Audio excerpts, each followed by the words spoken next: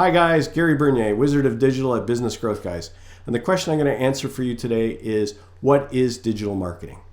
And I'm going to start out by covering off what is not digital marketing. It'll make it a little bit easier to understand. What is not digital marketing is traditional or legacy media like newspapers, broadcast television, broadcast radio, direct mail, printed magazines, and printed books.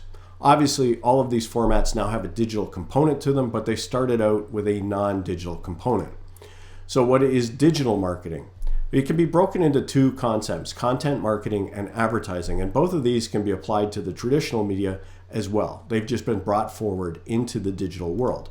Content marketing is you creating content, written, spoken, picture, video. So if you're blogging, podcasting, posting on Facebook, posting on Instagram, Pinterest, YouTube or TikTok, or any of the other social media platforms, you're creating content and you're doing content marketing. You can also write books and reports and publish those as well. The big cost to you is time. You are the one creating and publishing this content for your business. Digital advertising, on the other hand, is someone has created an internet platform to host content like Facebook, Instagram, whatever, and they sell advertising to make money. So they refer to it as sponsored content.